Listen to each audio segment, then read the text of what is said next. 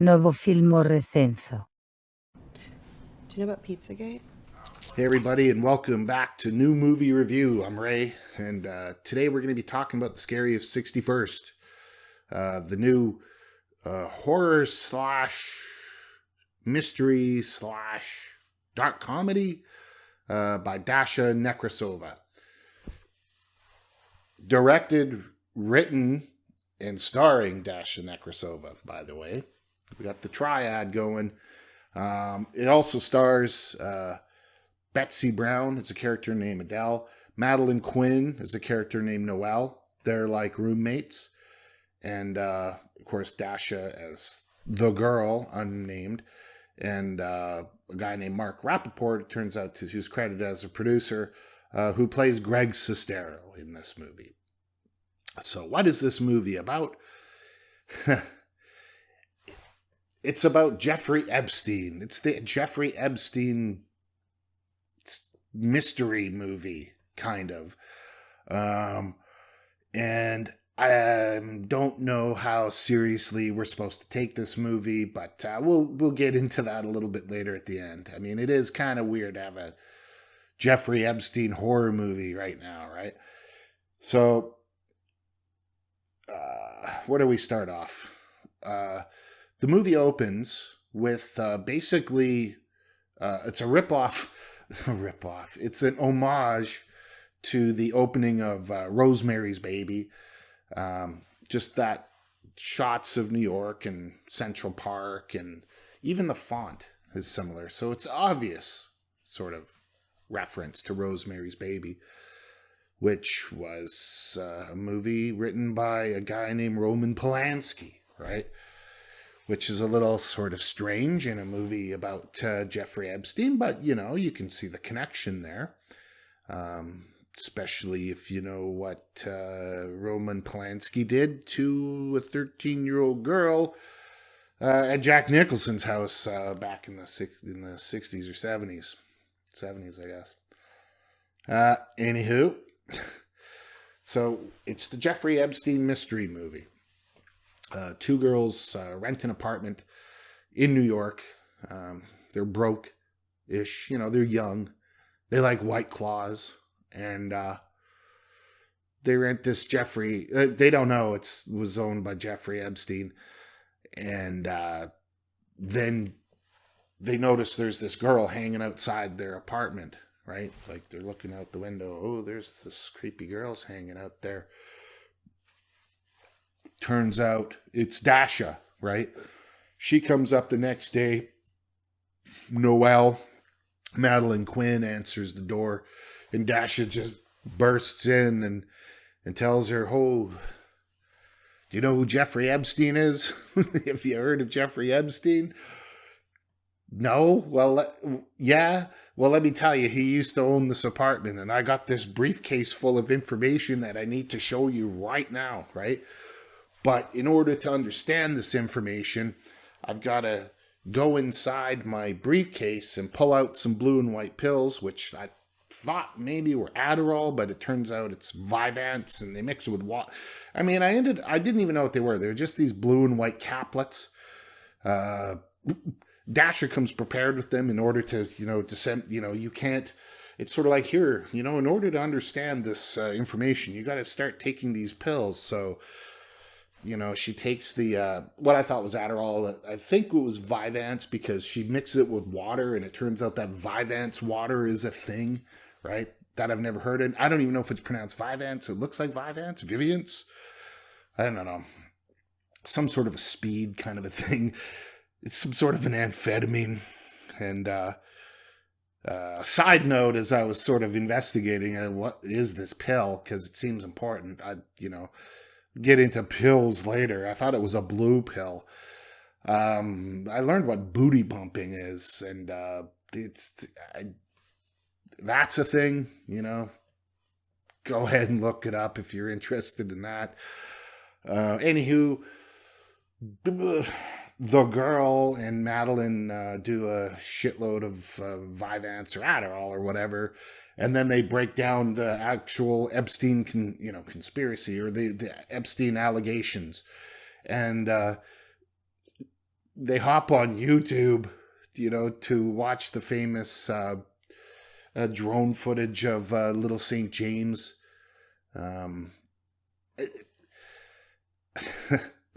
It all just sort of happens, right? And I guess they're going through his whatever books were there, and the girl. I'll just say Dasha. The character doesn't have a name, so I'll just say Dasha finds, this secret card, this little kind of like a tarot card. It looks like a playing card, but sort of with a tarot card symbol on it, hidden in some book, which I looked at it. I thought it was called Sexual Trigonometry, but it's actually like sexual astrology or something. And she keeps it. And the other girl, Betsy or Adele, finds another different card with a kind of a sun pattern and like two naked kids in the vanity mirror in the bathroom. So, the conspiracies, the threads are all coming together, what with it being Jeffrey Epstein's place and everything else.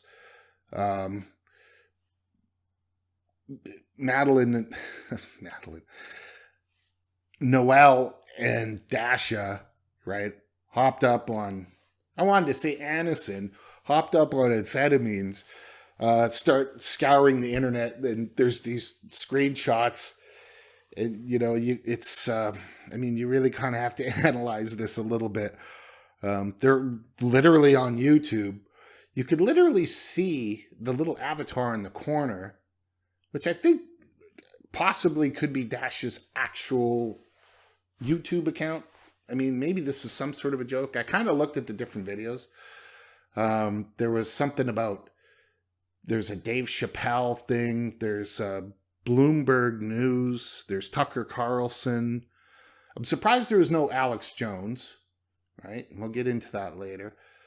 And just, that kind of thing. And then whatever. But it wasn't kind of a lot of conspiracy related stuff. Stuff about, in the tabs, there's something about prions. I don't know.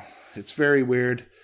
They get ripped on the Adderall, and they go through, doing the internet investigation together, right? And they're immediately best friends and lesbian lovers like that. Boom. In the meantime, Addie is having some strange kind of like dreams, or, she's being overtaken by something after seeing that card and I guess being in the Jeffrey Epstein house, and she starts becoming possessed, right?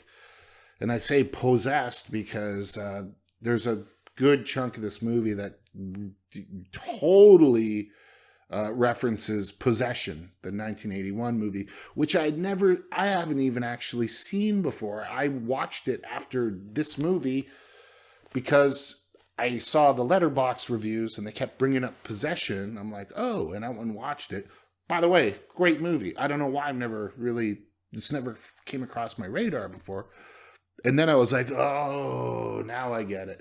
Addie gets basically possessed by, I'm going to say, the ghost of one of Jeffrey Epstein's victims, I'm going to say. In fact, that's what it is. And, of course, she runs down to the actual Jeffrey Epstein apartment in New York that they filmed in front of. And I later learned, because of COVID, no one was there. And she starts furiously masturbating through her clothes in a very unsexy and crazy way, which basically made me think of, maybe someone had dropped a lit cigarette down their pants or something. We're trying to put it out. So she's getting taken over. Noelle and the girl are having I just want to say, like, an almost out of nowhere lesbian sex scene, which I think was intentionally, in a way, comedic, or it was trying to say something about movies. Say, again, we'll save that for the ending on why that was there. But it also reminded me of The Room, right? Where, now we're having this. Now the sex scene, this is the sex scene part, right? And there it goes. Did I mention that I think I love this movie? Right? There's so much stuff. You have to watch it.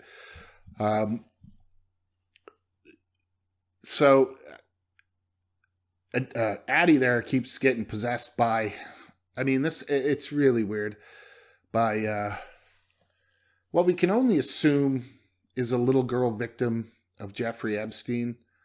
But no, not Jeffrey Epstein, Prince Andrew. I completely forgot. She's possessed by one of the victims of Prince Andrew, right? And she becomes obsessed with Prince Andrew. I feel like I blocked this out of my mind or something. And then we get to the scene that's compared to the possession scene, right? And if you haven't seen whenever someone talks about the movie Possession, they talk about that scene, right? And I'll show a little clip of it where the woman who's possessed in possession flips out in the subway station and fucks up a bag of milk. And I'm not going to show too much. And there's really not too much I can share about the similar scene in Scariest 61st. Because it's too weird and sexual, and YouTube will flip out. I can show you some things. She's sucking her thumb. She's saying the stuff. She's cutting out pictures of... This is so weird. Of Prince Andrew and Fergie, and orders a commemorative Prince Andrew spoon to stir her tea. One of the other girls says, "Oh, maybe she's an Anglophile." And then the other one says, "Yeah, well, Anglophile is one..." I'll just let them say it. Anglophilia is one thing, but pedophilia. Pretty ridiculous, right? But that scene with her, with Addie and, getting off to the idea of Prince Andrew and, your royalty, and because she's possessed by, I guess, one of his victims. She does this thing where she takes a picture cuts out Prince Andrew's face and puts it on a teddy bear. And I just started laughing. I just was like, I can't believe what I'm seeing here. I just can't believe this, right? Especially being so current, so fresh. Okay. And remember, despite what anyone thinks, Prince Andrew has not been convicted of anything yet, right? It's not proven in court. I don't know. But daring, that's some daring stuff to do. Yeah, that happens. And then I guess I'm going to wrap up the plot of the movie. Oh my God. Madeline and I keep saying Madeline. Noelle and the girl, out of nowhere, spot Ghislaine Maxwell. And again, I was reminded of The Room. It's sort of like an oh hi Mark moment where one just goes, holy fuck, it's Ghislaine Maxwell, right? And it's just some woman in a wig who I think is also a friend of theirs. It's Ghislaine. Sure. Ghislaine Maxwell. And again, I'm laughing. I'm like, this is, now they're messing with me, right? What are they? Or are they, right? And we come up to the conclusion, which is, takes place back at that apartment. And I actually won't spoil it. But other than to say one little thing. Two things. There's a real obvious reference to Eyes Wide Shut in this movie, where Noelle and the girl go to a crystal shop. When I'm saying it now, I'm realizing something, but go to a crystal shop to show the crystal shop owner that tarot card thing. And he's like, oh no, this is evil, and you got to stay away from this, and blah, blah, you know. And I'm like, okay, well, this is obviously the mask seller in Eyes Wide Shut. You know, thematically, it's in line with, you know, a Jeffrey Epstein movie. And another little thing, which I think was sort of incidental. They go back to the apartment and they find Addie, who's possessed by the little girl.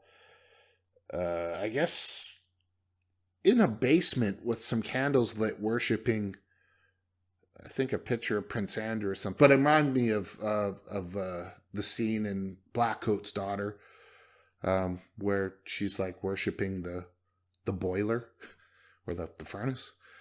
So there's all that. And like I said before, I mean, I'm making this movie sound really, really bad. But I think I loved it, right? Not everyone loved it, because part of my process is, you know, I'll watch a movie, then I'll kind of get a feeling for what other people are thinking, so I'll go and read reviews. And for whatever reason, normally I go to IMDb, but for this time I went to Letterboxd, and a couple of them just made me burst laughing. And I don't know why, but the funniest review I saw for this movie was simply liberal arts degree. And I was like, oh shit. You got to see the movie. You got to see the movie to get that joke, or anything I'm talking about, actually. So go out and see it. Now I want to talk about irony for a second, right? Because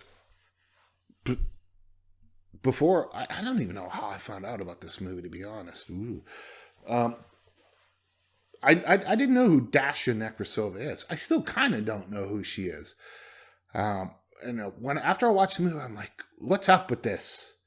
What's up with this kid, right? What's up with this girl, you know, with this movie that obviously kind of seems to be intentionally bad, like ironically bad. I mean, there's some things where you really have to wonder, right? Like, especially things about, like, the decision to keep certain, you know, lines in, right? Or acting, or, you know, I'll just kind of play a couple things, but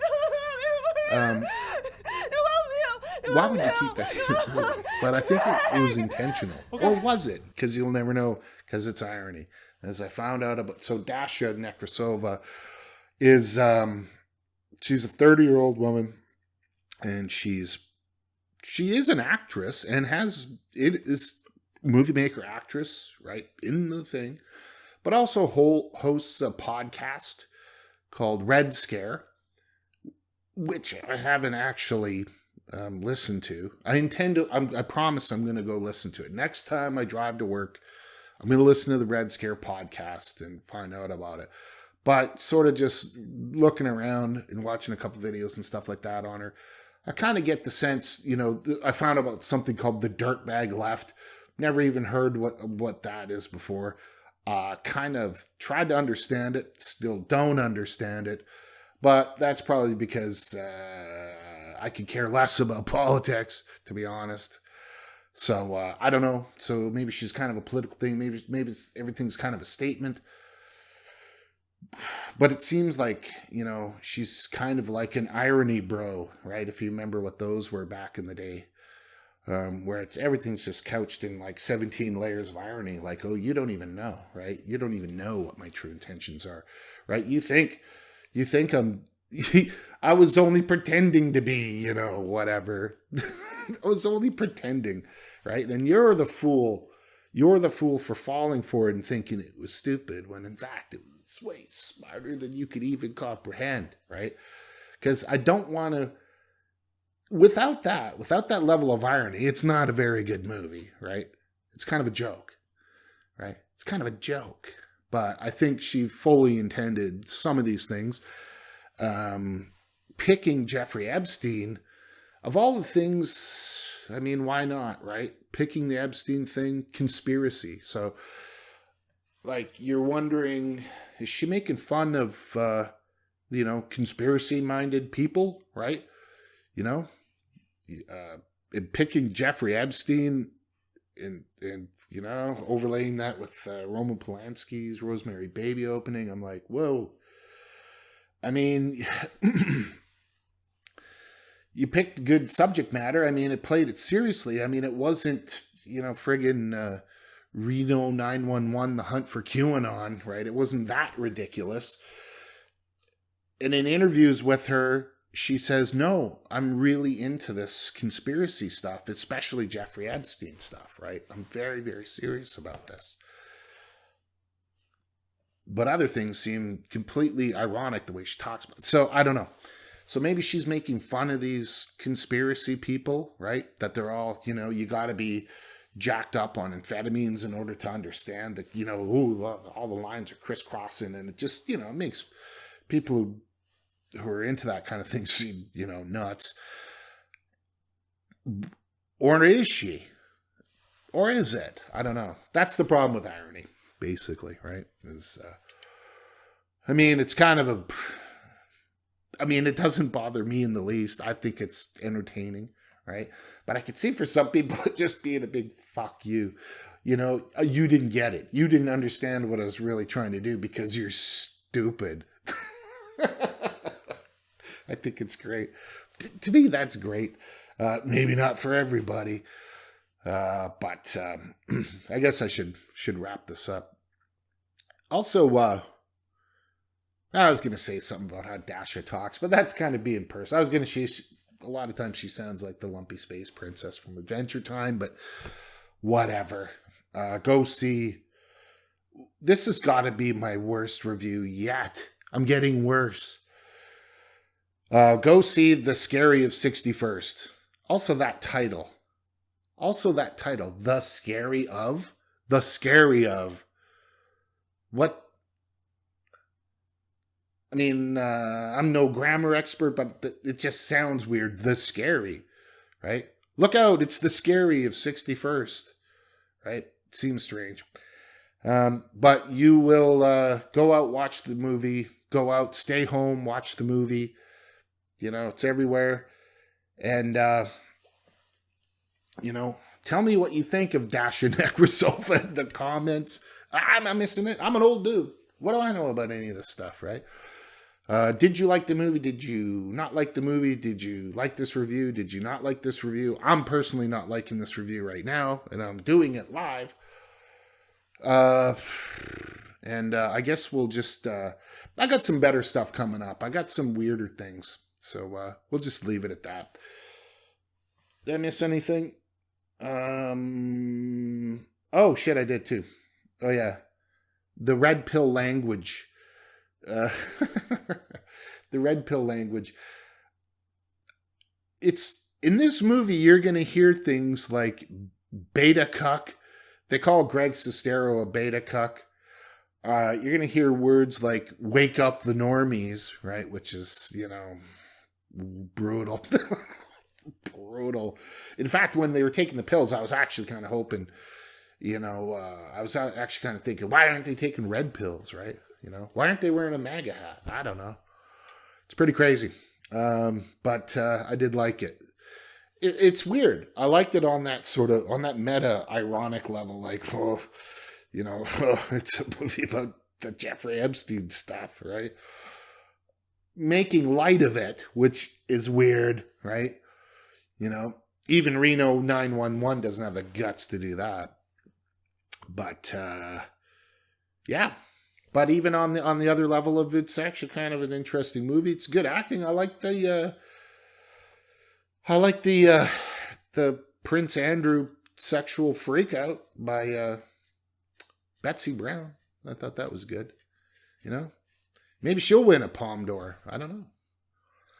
Well, that's about it for today, and we'll be back again soon with another video.